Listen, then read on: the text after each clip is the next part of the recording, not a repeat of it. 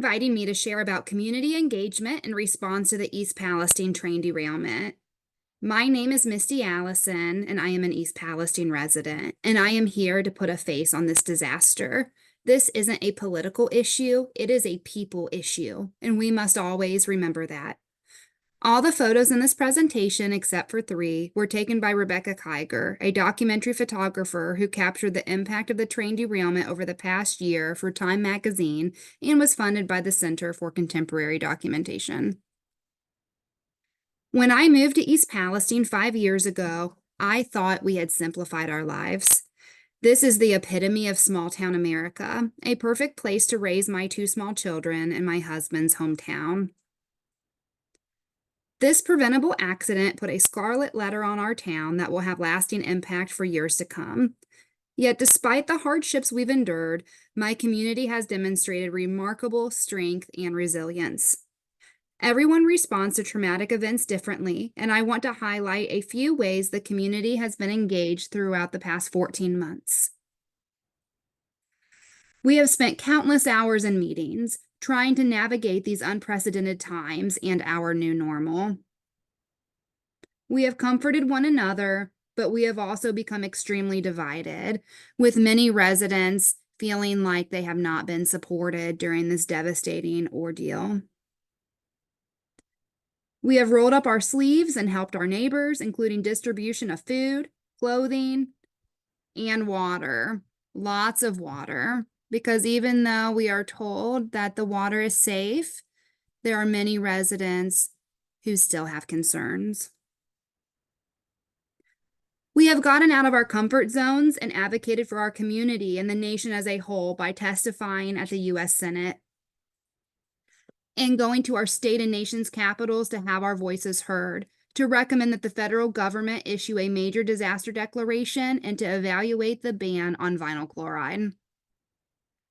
We have spoken up in local meetings when we are uncomfortable with decisions being made and expressing the desire for more long-term robust assessments on hazardous chemicals in drinking water, especially for those on private wells, and significantly expanding the sampling for dioxins and furans. We have created and joined various advocacy groups like the Unity Council for the East Palestine train derailment and the think tank. We have collaborated with the EPA to have our questions answered and our fears heard when slow cleanup and delayed testing results rob residents of our peace of mind, and perhaps even more. Some of us have become creek rangers, sacrificing our own health to search for contamination that still remains today. We have ideated on economic development and how to rebuild the community, including partnering with Norfolk Southern. We have even run for public office to make an active difference in our community, some unsuccessfully, like me, and some successfully, like my friend Lenny Glavin. We have become eager lab rats in partnership with academic researchers and have gotten our arms jabbed with needles, peed in cups, and sported silicone wristbands in hopes that our health testing yields insights into what our children are facing. We have even conducted our own community science research projects to fill in gaps of knowledge when comprehensive indoor air testing was not made available, and we were simply just not comfortable with no being an answer.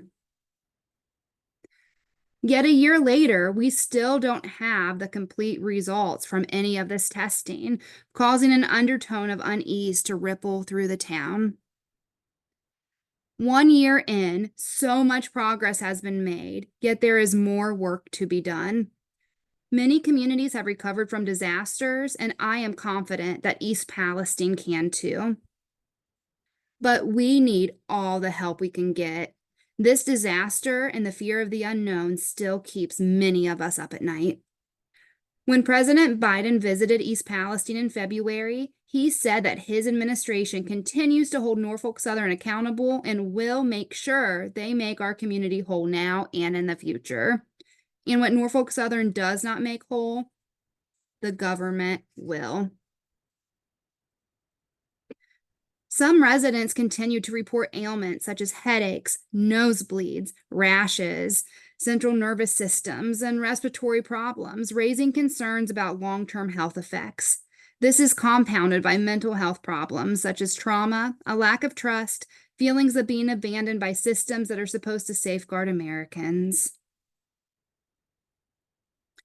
Many say that East Palestine experienced the largest chemical disaster in United States history, and the long-term health effects these chemicals are going to have on residents are still widely unknown.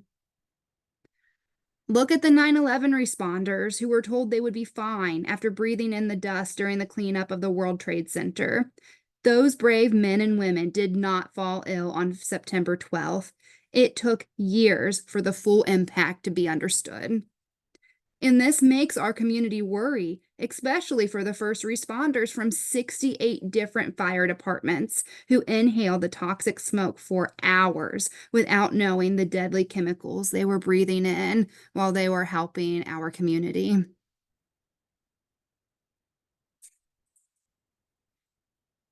The community still needs immediate and long-term health care and long-term medical monitoring that is connected to academic researchers like Dr. Aaron Haynes. The current class action lawsuit settlement that was announced last week gets Norfolk Southern off the hook for future healthcare outcomes, and that is not making it right. We need a proactive plan for our health, not a reactive one. And I am saying this because I know all too well that if we don't have our health, we don't have anything. To address the needs of the 9/11 victims and American soldiers exposed to emissions from burn pit smoke in Iraq and Afghanistan, the federal government decided to use a presumptive approach that exposures were likely to be the cause of the health problems suffered by these people. The government was then able to provide health care, treatment, compensation, appeals, and other assistance to people exposed to those toxic substances. The government needs to take a similar action once again to protect the innocent people in and around East Palestine.